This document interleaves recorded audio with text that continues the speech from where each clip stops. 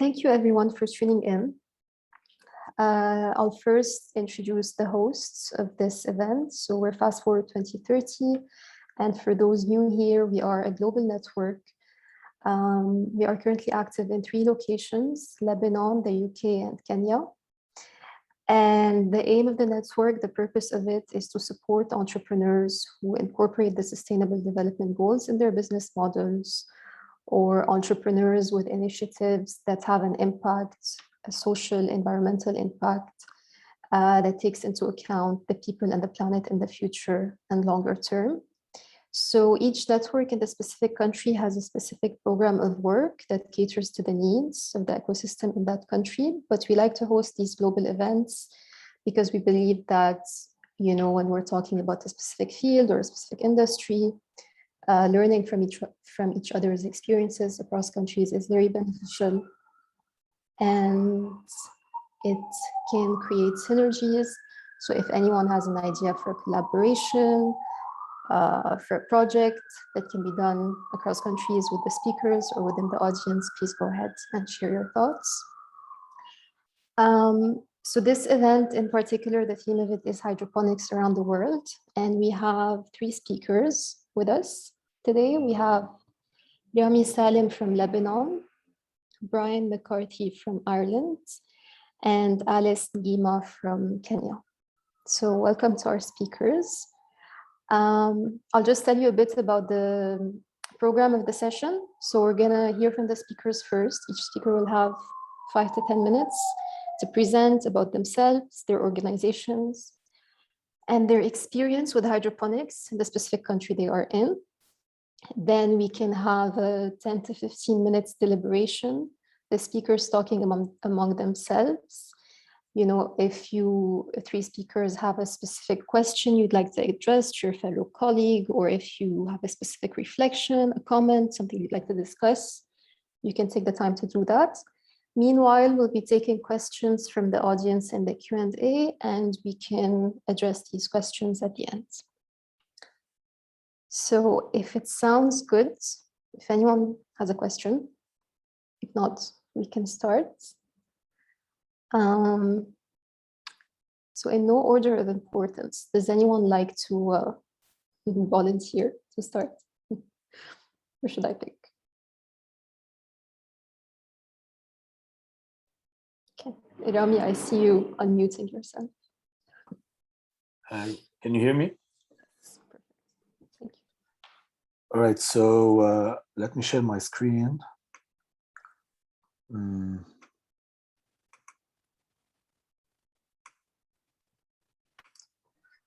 So hi everyone, my name is Rami Salim. I'm from Lebanon, currently in Montreal, Canada. I'm an agricultural engineer, and I'm the managing partner of Inma Agricultural. Basically, I've been working in agriculture since 2008 and in hydroponics since 2011. What I do is I design and implement hydroponic projects and irrigation projects, basically in Lebanon. It's a short time, so I'll brief about the hydroponics in Lebanon, the systems I work with, their benefits, their contribution to the system, to the food system in Lebanon, and the opportunities and limitations that hydroponic faces in Lebanon. Basically, there's several types of hydroponics. I'm not sure if the audience, they're familiar with it, but basically I've been working on 3 different, on 3 different designs or types of hydroponics. One of them is NFT, which is nutrient food technique, which is basically used for leafy crops like lettuce or I don't know, kale or spinach and strawberries. And the other 2 systems, which are container production systems, either in pots or in bags. They're used for fruit-bearing crops like I don't know, eggplant, tomatoes, pepper, zucchini, and so on. Basically the difference between the 2 types of systems is the water circulation, which is basically the most important resource needed for agriculture production in general. The pot production or the container production system is what I call open cycle, where water starts in a source and then eventually it reaches the plant through drip irrigation, passing through fertigation systems where you inject fertilizers, and then the irrigation network, and eventually it reaches the plant through the drippers. And this is like a very well calibrated system where you have to calculate the amount of water needed by the plant during this a certain growth stage, and based on it you deliver the water, but the water is used only once. Whereas in the nutrient film technique, the other system, water is recirculated. I call this closed system, closed cycle. Water starts in a tank basically in a tank, catchment tank, and then it's filtered and pumped, and then it goes through the piping system of the project, and then it reaches the gullies or the channels or the pipes where the plants are planted, and then eventually it irrigates the plants and gets collected, and then again it's filtered and it's reused and reused and reused, so on. Basically, it can reach like 90% efficiency, water efficiency, as compared to conventional production systems. The direct benefits of hydroponics, basically, I think that's the most important thing, is that you can plant in non-arable lands. So you can plant or produce food on rooftops, in parking lots, in rocky areas, in areas where you can't, where conventional agriculture doesn't work. So this is one important aspect of hydroponics. The second thing is that it maximizes the production per drop of water. Basically, in Lebanon, Lebanon is considered like a semi-arid region, so we don't have really a lot of rainfall, and since water is the most important thing, so this is one way to use and reuse the same amount of water in a very efficient way. Also, hydroponics minimizes the input like fertilizers and pesticides, and if it's well done, then it guarantees a high income produce because of the quality and the quantity, because you can produce somehow year round depending on the area and the system you're using. And also you can maximize the production per unit area, which is also very important, because you can grow food basically vertically, just like in the NFT systems. You can go like 2, 3, 4, 5 decks, and you're using you're optimizing the use of the space. I don't know if you guys know what's happening in Lebanon, but the current situation, I can't really like describe it well. So I'll be quoting Esqua here. Since the beginning of the financial crisis, food imports have radically decreased in Lebanon, resulting in food scarcity and high food prices, with 82% of the population living in multidimensional poverty, including food shortages, deprivation from basic services, as well as declining purchasing power. So basically, that's the current situation. Most of the photos and projects I've done, they were basically before 2020. So nowadays, that's the situation. And also, I want to point out that Lebanon highly relies on importing food. So most of the food we eat in Lebanon is imported. And local agriculture is basically geared towards export. Basically, the major agricultural crops like bananas or apples or even potatoes, grapes. So it's either for import or, the part of it is for local consumption, but the majority is geared towards export, especially now because it's it's a way to bring in US dollar to the country.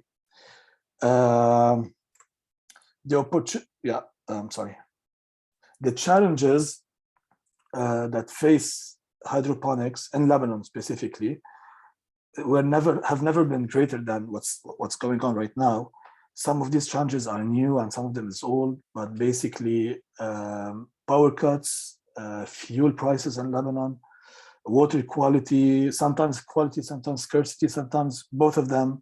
land availability, even if hydroponics can be implemented in non-arable lands, yet we still have a problem of land availability in this sense. And then the most important challenge is the high cost of investing in hydroponic system, specifically in Lebanon.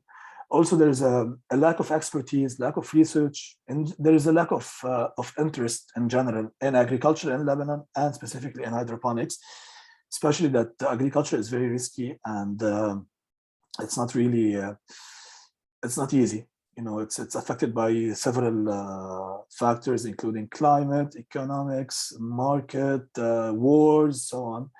And the last challenges are the policies, subsidization, and the agricultural calendar, which is basically the government. There is no incentives to invest or to work in agriculture. There's no subsidization, and the agricultural calendar is not functional. Basically, everybody plants the same thing at the same time, which leads to surpluses in production and eventually in low prices. The opportunities, hydroponics basically contributes in reducing local food shortages in areas in Lebanon. Hydroponics also helps in building resilient and alternative food systems, especially in areas like Lebanon and highly urbanized areas like in Lebanon, because even villages in Lebanon are more or less becoming cities. And basically hydroponics contributes to SDG 2, 11, and 12. But also there's limitations to this. Hydroponics in Lebanon is very expensive. It relies on imported material and equipment. There's a lot of things that are produced in Lebanon or manufactured in Lebanon, but the majority of the equipment is imported. Also, hydroponics doesn't, it doesn't replace conventional agriculture. It doesn't produce staple food like wheat or corn or chickpeas or lentils or potatoes or animal feed.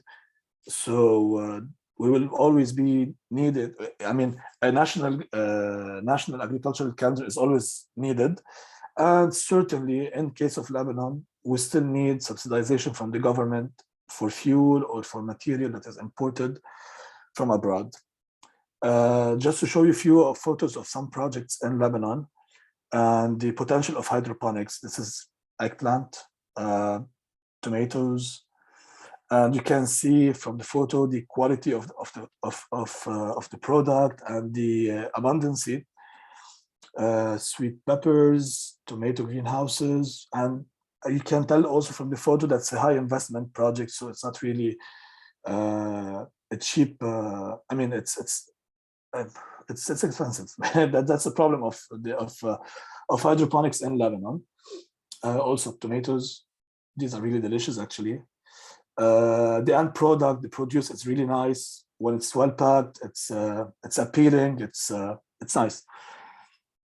Tomatoes, again tomatoes, and this is the vertical production of lettuce and basil. That's like small plants getting bigger and almost ready for harvest.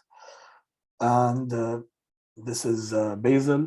The quality is amazing because I mean this is my hand, and the basil leaf is so huge with minimum fertilizers, minimum water. So you can imagine the potential of hydroponics, different projects, different areas in Lebanon. And eventually, as a conclusion,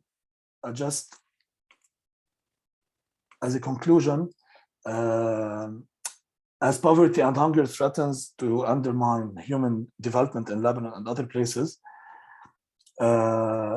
in the world, in Lebanon and in the world, hydroponics can leverage food security as vital for the realization of other sustainable development goals, including health or education, gender equality, which are also threatened by the current crisis in Lebanon.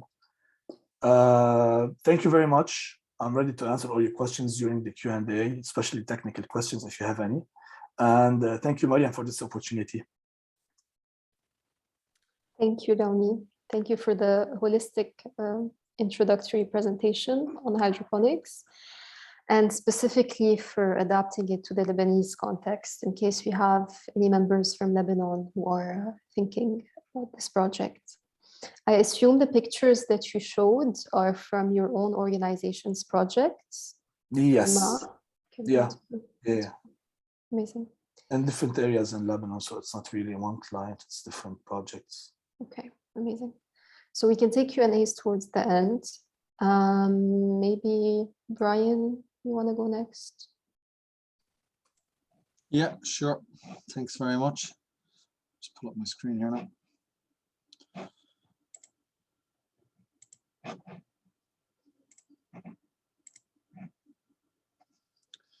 So Rami, if you can unshare, yeah, perfect.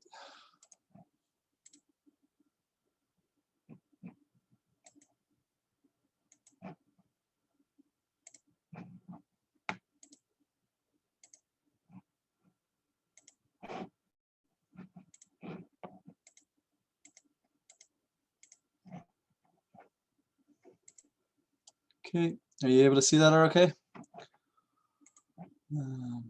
Should be working. Yeah. Sorry, no, 2 seconds.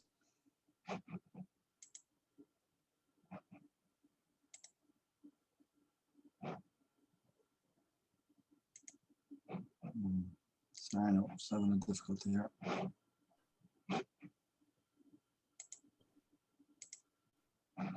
Yeah. Okay. Hi everyone. My name is Brian Mccarthy. I'm the founder and owner of Cork Rooftop Farm. We started in late March of 2020. The project was born from the pandemic, I guess. I have another business whereby I wholesale fresh cut flowers and plants to the floristry trade, and I closed down that business due to government restrictions in late March last year. And I live in Cork City, in the south of Ireland, and where I live, my apartment is adjacent to a large rooftop space which my family owns. So I guess I was forced into a situation whereby I was restricted to my movements within 5 kilometers of my apartment, and going from working maybe 70-80 hours a week to not being able to work at all. So I turned to agriculture, I guess, to fill this time void, and started the Rooftop Farm with my colleague Tayani Carlos. We started it not with the intention of a commercial project, started it purely as homesteading, but through social media attention, we realized that there was a commercial opportunity, and we developed a business plan. So the space we have to work on is 6,300 square feet, so it's quite limited, but we have great location and proximity to market. So this has been really the key to our success, as well as our marketing efforts. So we started with building a quite moderate sized polycarbonate tunnel, and we, having such a limited footprint, decided to go with aeroponic grow towers to grow within that tunnel.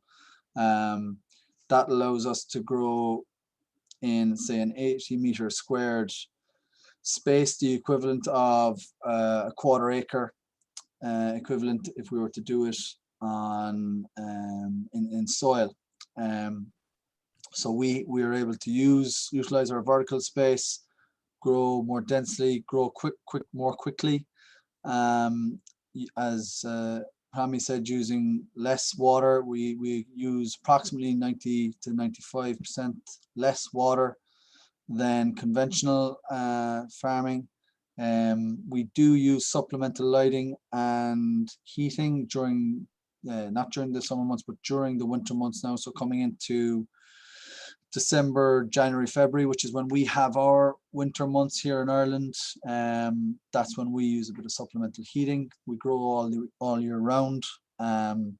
and we supply then literally within 20 yards of the production area. We are supplying direct to customers, and we supply only to restaurants within a 1.5 kilometer radius of the rooftop farm itself. So it's all within walking distance. So we try and keep our carbon footprint to an absolute minimum in terms of delivery of produce.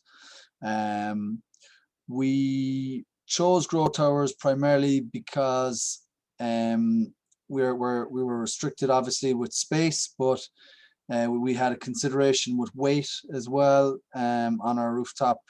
It's a very strong rooftop structure, but we also do some soil-based production. So the combination of both means we need to balance out those weight restrictions.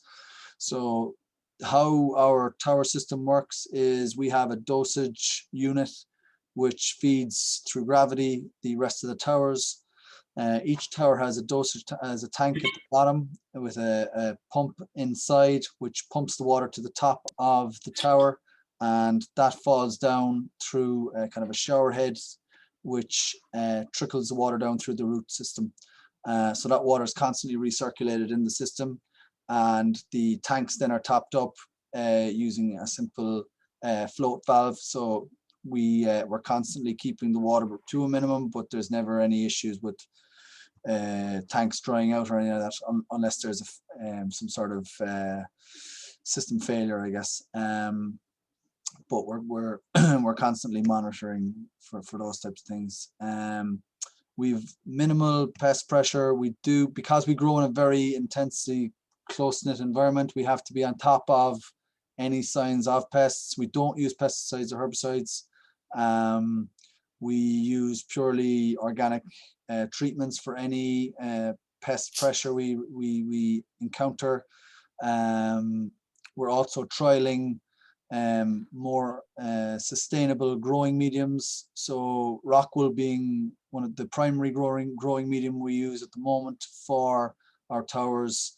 We're trialing using sheep's wool. So sheep's wool is a product which is available in abundance in Ireland. It's fully compostable. It's also a product which has seen its price dramatically fall in recent years. So we're trying to create an alternative product from it in a hydroponic, or sorry, in an aeroponic setup, which could be applied potentially on a global scale, because the price of sheep's wool has fallen globally dramatically. So an issue with rock wool is that it can't be, it needs to be, I suppose, repurposed, cleaned down. It's not as sustainable a product as say cocoa coir in certain places, but for us it doesn't make ethical sense to us to import cocoa coir in Ireland. We prefer to use an indigenous product that's locally abundant and keep it more sustainable, so which is also compostable. So that early trials of that have been very promising, and we're continuing those.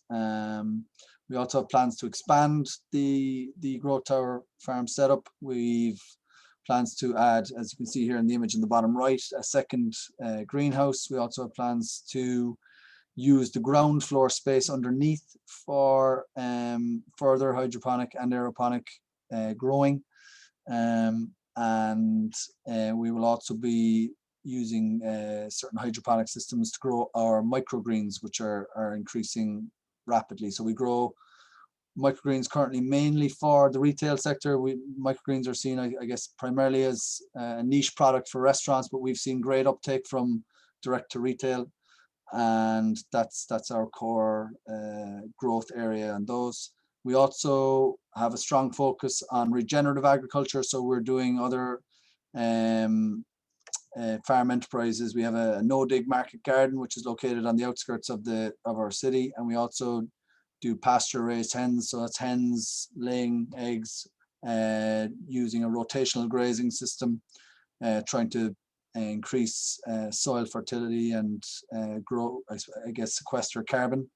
And that's why we would see kind of experimental ventures in hydroponics, which is bringing more, I suppose, sustainable and maybe regenerative, or I suppose compostable growing materials such as sheep's wool being a priority for us. So yeah, that's our business in a nutshell. Thank you, Brian, for sharing the details and the story of how you started, how you grew, and how you're developing. I'm sure it's been inspiring to hear.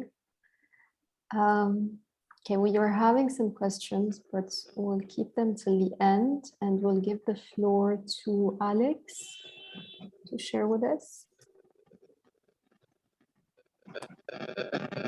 Yes. Hi everyone. My name is Alex from Nairobi, Kenya. Can everyone hear me? I think that the sound quality is cutting a bit, and it might be from the earphone. I don't know. Let me try the sound from my laptop. I think it's better.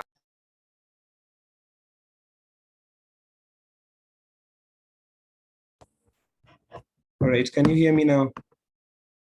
Yes, perfect. Okay.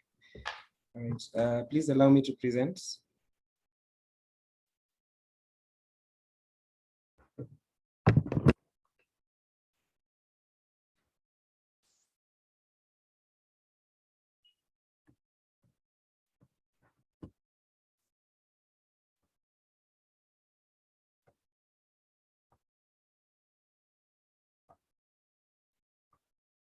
All right, ready.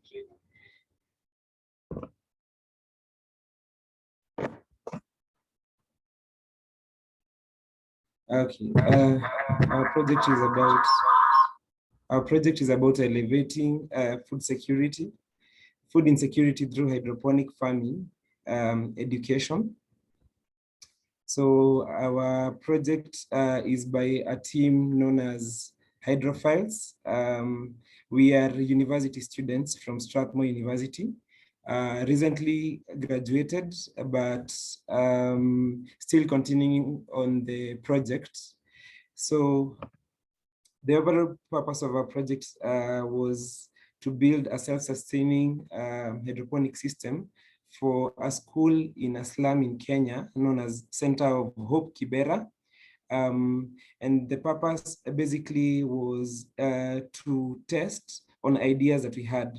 So just to maybe put a clear picture of what we were trying to do, we started it as a school project to try and see how can we educate people about hydroponics systems and hydroponics farming generally in Kenya. So we were able to get funding, and we were able to do a pilot where we chose a school in a slum, meaning that the place has limited water and limited space. And with that, we were able to get a Center of Hope, Kibera, where we were planning to ensure that they produce enough food for them and their communities, and as well educate youths around the schools on how hydroponic systems run. So basically we are a team of 6, and the 6 of us have different roles according to our strengths, and all of us are from a background of business, information technology. So we are trying to fuse technology with agriculture, and in the process educate students on how to do hydroponic farming. So this is the team. On the further right, this is myself, and then the rest is my team.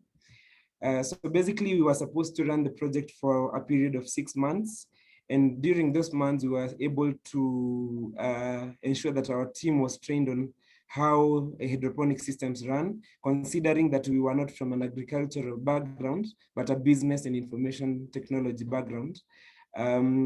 And then we were able to set up the farm in Center of Hope, Kibera, plant the vegetables, train students and the community on hydroponics basics. We are currently maintaining the systems and of course tracking the plant's growth. And we are planning to measure the produce and as well test all the ideas we have within the system. So basically, this is the design that we are looking at. So we visited the school and it has very, very limited space. So there is an office, and in this particular office, this is where they have a lot of activities to engage the community. And we were given the space behind the office so that we can use that for our farming. So we decided to work with quite a number of hydroponic system, like the floating rafts, the vertical towers, the troughs, hydroponic fodder units. And we are also considering to have a place where we can rear chicken so that we can test if chicken can actually run well together with the hydroponic system. So basically, this is how it looks. We were given this space behind now that particular office block, which is quite small. And we started by clearing the space. And then after we cleared the space, we were able to build the outer structure, and then have nets and greenhouse on top so that we can ensure that the plants will be safe. And then we went into building vertical towers, troughs, and the process is still ongoing. We are still not ready. Complete. We are not yet complete. So at this particular point, I hope everyone can see my mouse. We have a tank that has the nutrients and the water that feeds the whole system. So it is connected to this particular A structure, the troughs, and for the pictures at the moment, we have vertical towers also installed. Basically, this is where we want to see the project in the next few months. So maybe to paint a picture of where we are at the moment, we have been able to grow spinach, lettuce, tomatoes. Those are the 3 plants currently that are already planted and are growing. So there are quite a number of challenges that we're trying to tackle with this particular project. Number 1 is the SDG2, zero hunger. We realized that hydroponics farming, especially in Kenya, in the slums, because there is limit in terms of food, and also the northern part of Kenya, where there is limited water, and in very small spaces, we can be able to produce a lot of food for these particular areas. And the way we are tackling it is by educating students in schools so that they can in turn have an effect of implementing these particular projects and impacting their communities using hydroponics farming. I will stop there and will answer more questions during the Q&A session. Thank you very much.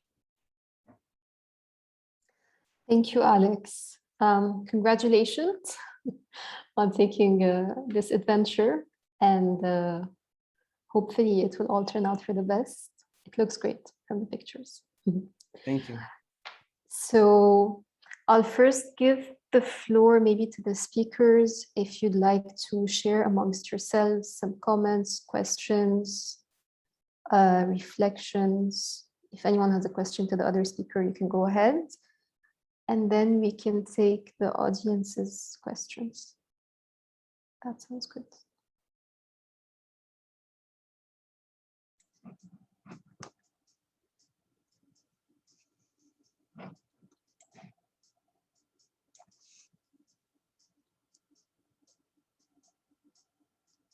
Mariam, you just want us to talk amongst each other on the topics, is it? Yeah, if you have a specific question about anyone's presentation, and you don't have to have it, but if you do, this is the space to ask it. And if not, we can move to the audience. Or if you have a specific question about building hydroponics in the specific country, Rami, hi, how are you? Hey. How's it going? Just a couple of questions there for you on the setups, some of the setups I saw in your photographs. So which of the different techniques you're using, which do you find is most productive or versus cost of entry? Basically, it's the NFT. NFT, yeah. Yeah, because simply you can grow vertically. So that's the best thing. But in terms of revenue and NFT, for NFT in Lebanon, at least, most of the projects were made to produce like specialty products, like colorful lettuce or kale, or really get the special strawberries. So they're high income products. So that's why, I mean, based on my experience, that's why NFT was had a better revenue ROI, and it was more, I mean, investment wise, NFT was much better than cocoa peat or pot production. I have actually a question for you, Brian, concerning the rock wool and sheep wool you were using. Yeah. And you're mentioning that you're focusing on local resources. Yeah. I'm just wondering, why don't you use peat moss? I mean, Ireland is well known for peat moss production. Yeah, the government just made it banned, so we're not allowed to use peat moss anymore now in Ireland. Local peat moss. So because it's exported. I think it's I mean, now because we're not allowed to use the local peat moss, horticultural industry is importing a huge volume of it, but we're trying to, I suppose, not further damage our peat bogs. They're not easy to regenerate. Yeah. They take thousands of years to create, and they were being unsustainably harvested for decades. So I think the focus needs to be put on compost creation from other green wastes rather than peat as a natural source for a growing medium. With the towers, the rock wool is obviously, it doesn't clog pumps because we have these recirculating pumps. So we don't have any filtration system. So I think if we were to use something like a peat, it might cause us some issues. But you can get the cocoa coir plugs that hold quite solid for a long period of time. But again, we're trying to look at sheep's wool as a long-term option. There's a lot to be done on it because forming the plugs that we want to use takes time. Cleaning the sheep's wool, processing the sheep's wool. Access to sheep's wool is no issue. The cost of, I mean, we could have as much as we wanted. It's a waste product for most sheep farmers nowadays. They don't make any money from it. So if they can break even, they're quite happy at that. Currently, they have to shear their sheep. So it's a health requirement. So if we can use it as a byproduct for now to develop a product, I think every large-scale hydroponic grower that uses rock wool would prefer to use a product that was compostable. Because, I mean, we literally can only, to try and repurpose a rock wool plug after it's been grown in our towers, they might have been in there for, in certain crops you could have it in there for 2 or 3 months. It's not really reusable afterwards, or you have to put a lot of energy into recycling it. It's not great. If I can put it in a heap and let it break down, that's the ideal situation, I think. Then I guess the next thing will be trying to address the fertilizer and trying to come up with some sort of more organically produced fertilizing solution. So using local biofertilizers. So we're trialing some of those as well. And compost teas, things like that. So kind of mixture of different approaches. We really want to try and make it as sustainable and ethical as possible. We're producing in an area that would never have produced food only for, having the aeroponic towers. It's top of a rooftop. So we, at the same time, we don't want to deplete resources from elsewhere to do it. We want to try and make it as regenerative a project as possible. One last question for you, Brian. Were you able to disinfect the sheep wool and then did you try it so far, or you're planning to use it? No, we've been using it. We've been trialing it. We've trialed it in a number of, so we've trialed it with Rocket. What we saw in initial tests or trials was we had quite a bit of fluctuation in the pH of the water. But what we think that was down to mainly is just not cleaning the sheep's wool thoroughly enough. So unfortunately, in Ireland, there's nowhere to process sheep's wool either. All sheep's wool that's processed, say for creating garments, is sent to the UK to be thoroughly cleaned. There's no woolen, like there would have been a woolen mills in each, locality of the country at some stage when wool was a primary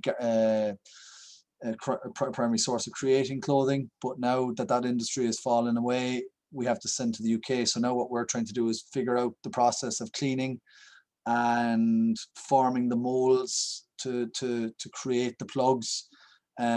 So what we think we have that kind of down at this stage. Like there's a certain amount of nitrogen that's inherently in sheep's wool anyway. So it's not a totally inert medium, say like rock wool is. But I don't see that as a negative, really. So we were able to successfly grow Rocket crops. We just did see a little discoloration of the leaves, and we were able to adjust the pH, but I think we're just starting a new trial on it now, and we're going to hopefully we're just going through extra wash cycles of the sheep's wool to try and maybe get rid of some of that residual stuff that might be in a sheep's wool, Yeah. Good luck with that. That's a good idea, actually. Yeah. No, I think there's hopefully there's an option, or it might lead to something else, so you never know. Good luck. Amazing. Alex, you have your hand up. I wanted to talk about a thing we have found out, especially in the Kenyan context. A lot of people in Kenya are used to the farming where you farm using soil, and they really do not get what hydroponics is, and basically they do not understand the possibility of growing a plant without using soil. So and as well, it's confused more with GMOs, genetically modified foods. So that is one of the major obstacles that is present and has been a major hurdle for us, which we are trying to tackle using our project. And basically that we handle by trying to come up with a way of educating people about hydroponics farming.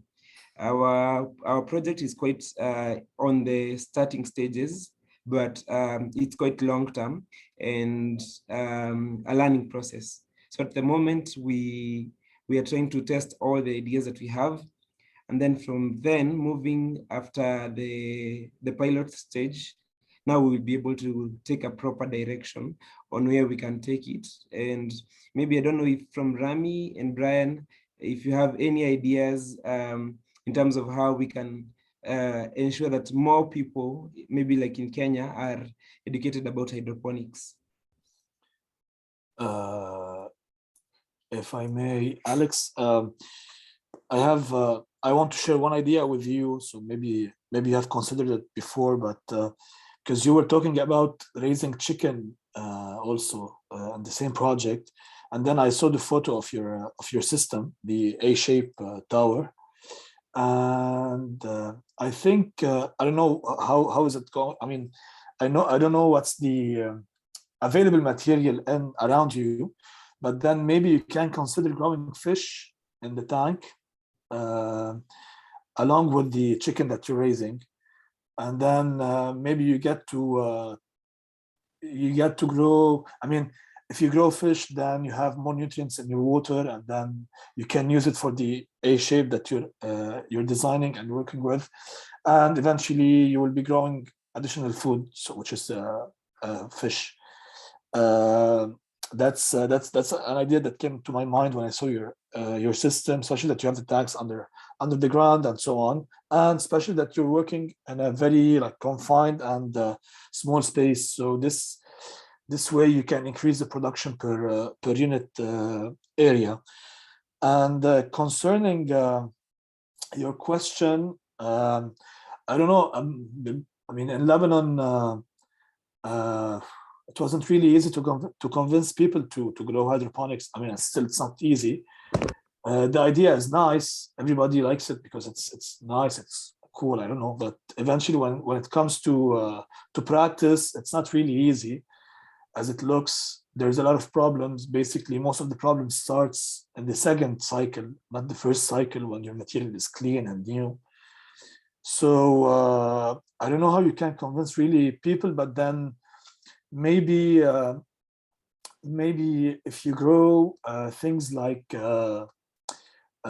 I really don't know where in Kenya you are and how's the weather and the climate conditions, but if you can grow strawberries, for instance, and then you start with younger kids or people like school kids or younger ages, then they might be attracted to this type of farming or this type of practice. Also, you can grow herbs easily. So, because if you grow like complex crops like tomatoes or even lettuce, it's not really easy to do it. But if you grow basil or you grow mint or parsley, this is like easy crops, and they grow easily in hydroponics, especially if you don't have fertilizers. If you're using like organic fertilizers, or if you're not using mineral fertilizers, that's what I mean. This can show if the results are fast, and then people might get excited to learn more and to practice this type of culture. So thank you very much for that. Sure. Brian, any comments? Yeah, I think I think Rami made a couple of great suggestions there. I suppose really it's about getting the positive alternatives that hydroponics allows you to do. I mean, I imagine water is a premium in your locality. I could be wrong, but I imagine it's quite a premium. So to be able to reuse and recirculate water to achieve multiple crops, I think is trying to convey that message. And I think if you are able to layer additional enterprises, such as by adding fish, to do aquaponics, to show people that they can add a protein source to a hydroponic setup is a really powerful message to be getting out there. And definitely, the more interaction with schools and children, that's really where you'll see, I guess, long-term inspiration. There is, I know, a number of schools, not in Cork where I'm located, but in Dublin, that are practicing hydroponics and teaching it to their children. So maybe just some sort of school teaching program whereby you can bring in portable hydroponic systems and set them up in a small way in schools, just to do the experimental side of things there, that show them and give them a bit of ownership of something, I guess, and show, I guess the system you've done there, the A-frame, it can be relatively financially cheap if you set it up on a certain scale. So trying to do it that, I know, you could bring it to certain classrooms or certain schools. That might be interesting. And I guess just marketing yourself and what you're doing actively online, and just trying to document as much of what you're doing as possible. That's what we found gave the best feedback from us, just showing everything, every step of the way, no matter if you make a mistake and you learn from it, or you've a failure, show that, because people will learn from your failures, or to show as much as to show your successes. And that's I think a really positive thing, and to show that you're doing it, that's also a positive thing, show that you're out there actively doing it. Thank you very much. Thank you all for your inputs. awareness is definitely a huge component of any sustainable initiative. And like you were saying, Brian, offline, like this idea of urban agriculture being on a trend now, I think it comes from the fact that food security has been a problem in different countries in different ways. And it's just this idea of the old systems might fail at any point, like the systems we're used to, the normal supply chain. So I feel like any innovation that can stand in the face of that and show people like there are other ways to do things and they do work is inspiring, and it will hopefully be approved by the wider community. So I'll just take quickly the questions from the audience. There was a question in the Q&A box about what's the upfront cost of setting up a hydroponics project. And Brian gave the cost of his project, which was 60,000 pounds, euros, pounds, euros. Yeah. If Rami and Alex can maybe tell us the cost of that, just so that we can have a comparative lens of how much this would differ across countries.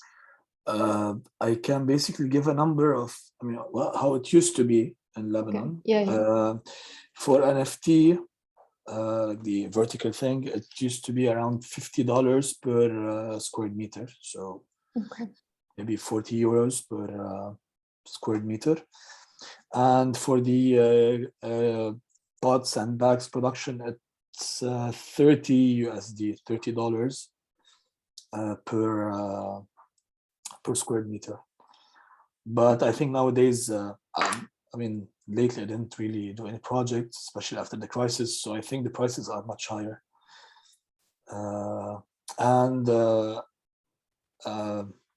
Basically, in NFT, most of the products were made in Lebanon. But one reason why the pipes, the white pipes where you plant are expensive, or like 3 times more expensive than normal pipes, because they should be food grade pipes. It's like the same pipes that they use for pumping juices, in factories or food stuff. So especially in Lebanon, because we have like 300 days of sunshine on the pipes, so you need a stable product. That's where the high investment comes. Okay. So that's the case of Lebanon. Okay. Alex, would you like to share how much your prototype is? For this particular prototype, we had an estimate of about 2,300 USD total cost. That is in terms of material, in terms of nutrients and labor, within a period of 6 months, producing different types of so that is combination of 3 systems: nutrients, labor costs, which would was an estimate that can produce up to that is like 25,000 USD. Yes, 25,000 USD in terms of profits. So yeah, basically that's that is what we are working with, and we are trying to test if everything will work out at the end of the project. Okay, sounds good. So they're kind of similar, but there is a bit of difference. And I think this difference in the availability of material in different countries and how you need to adapt the whole system to that affects it. Another question in the chat is, what do you think about mushrooms in hydroponics? Do you like mushrooms in hydroponics? Do they grow? I've not grown mushrooms in hydroponics. I know about growing mushrooms in other growing mediums, I guess, rather than hydroponics. It seems to me that obviously they grow quite quickly, but the costs to grow them in hydroponics might be quite high compared to, say, I don't know, recycled coffee beans or inoculating wood or something like that. Or, my understanding and my relatively inexperience in mushroom growing, but they grow in dark, humid environments rather than you're trying to create quite a non-humid environment for hydroponics. And you don't really need a whole lot of fertilization for mushrooms. They really thrive on inoculum and the humidity, and that seems to be the primary. If you want to do it, I guess, in a cost-effective way, I think there's probably more cost-effective ways to grow mushrooms specifically. But yeah, I could be wrong on that. No, actually, Brian, you're absolutely right. There's this technology. It's not for mushroom. It's for vegetables and crops. You have the same requirements: water and humidity and so on, and organic matter to grow mushroom. But it's not really the same as hydroponic systems. But and I think this is also a good idea to think of in case of sheep wool, and because I've been working on this for some time with no results actually, to reuse the cocoa peat that is used in hydroponics to grow mushroom eventually on it. It's not as easy as it sounds, but maybe rock wool, sheep wool could be a good what do you call it, like mat, or to start growing mycelium and grow mushroom. But no, there's no way to grow mushrooms. Actually, mushrooms are a problem in hydroponics. So because there's water and humidity, so we try our best to get rid of mushrooms and prevent mushrooms. So yeah. Okay, so we'll keep the mushrooms for their natural habitat. Amazing. The last question in the Q&A box is, what's the single best realization, innovation you've had so far? And honestly, hearing you talk, it's like a continuous exploration in the different, ways that can work, different elements that help, that don't help. How do we substitute this? What's the most efficient product that can be used to grow more, etc. I don't know if any of you want to add anything on this point or on any other points before we close off. No, I just think people keep learning, keep with everything. It's a constant journey. I'm always learning, especially with aeroponics and hydroponics. There's massive scope for always improving and refining your systems. And really with hydroponics you can go to any level of investments, and and that, but I think making it as accessible as possible is the important thing. So I think that's probably one of the key things for it to become a globally I suppose utilized tool. It needs to be accessible. It can't just be for people with massive investment or things like that. It needs to become more accessible to maybe the general public.